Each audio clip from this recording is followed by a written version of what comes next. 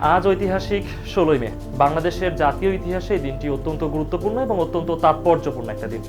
কি ঘটেছিল এই দিনে সেই ইতিহাস জানতে আমাদেরকে যেতে হবে ১৯৭৬ সালের ১৬ই মে, যেদিনে মৌলানা আব্দুল হামিদ খান ভাসানীর নেতৃত্বে লক্ষ লক্ষ উদ্দীপ্ত জনতা অংশ নিয়েছিল ফারাক্কা লং মার্চে। ভারত কর্তৃক নির্মিত হয়েছিল ফারাক্কা ব্যারেজ, যেটা বাংলাদেশের চাঁপাইনবাবগঞ্জ সীমান্তের ঠিক ১৮ কিলোমিটার দূরে ভারতের অভ্যন্তরে। কেন নির্মিত হয়েছিল ফারাক্কা ব্যারেজ সেই ইতিহাস জানতে আমাদেরকে যেতে হবে ৪৭-এর দেশভাগের প্রেক্ষাপটে। ১৯৪৭-এ যখন দেশভাগ হয়েছিল তখন বর্তমান বাংলাদেশ সেটা ছিল পূর্ব পাকিস্তানের অংশ, এবং তখন থেকেই ভারতের সাথে পূর্ব পাকিস্তানের পানির ন্যায্য হিস্সা নিয়ে একটা দ্বন্দ্ব ছিল।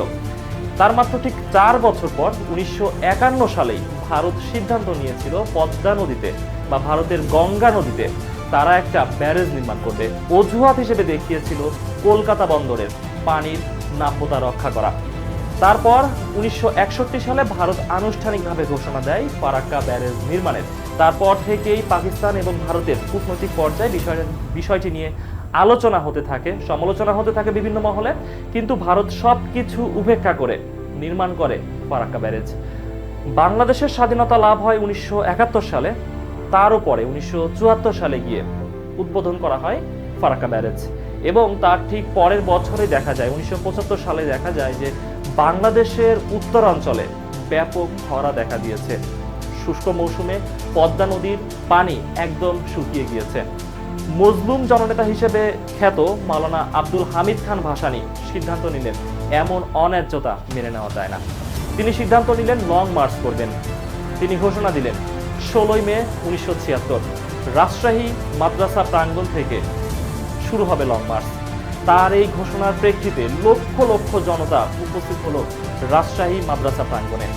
সেখানে মাওলানা আব্দুল হামিদ খান ভাসানী একটি নীল গাড়িতে চেপে আসলেন, খুবই সামান্য কিছুক্ষণের জন্য বক্তৃতা দিলেন, এবং সেই সামান্য কিছুক্ষণেই লাখো লাখো জনতা যেন প্রাণ ফিরে পেল, সবাই চিৎকার করতে শুরু করলো।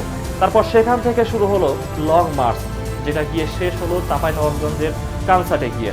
দীর্ঘ ২ দিন চলেছিল এই লং মার্চ, এবং এই লং মার্চ নিয়ে পরের দিন ১৯৭৬ সালের ১৭ই মে একটা নিউজ করেছিল দৈনিক ইত্তেফাক, যার শিরোনাম ছিল অঝড় বৃষ্টি ও হিমেল হাওয়া উপেক্ষা করে লাখো লাখো দুর্জয় জনতা দীপ্ত মিছিল। এবং এই যে লং মার্চ অনুষ্ঠিত হলো তার উদ্দেশ্য ছিল বিশ্ববাসীকে জানানো যে ভারতের একটা অন্যায্য সিদ্ধান্ত কিভাবে বাংলাদেশকে ক্ষতিগ্রস্ত করছে, যেটা সেই সময়ে বাংলাদেশ এবং আন্তর্জাতিক মহলে ব্যাপক সাড়া ফেলেছিল।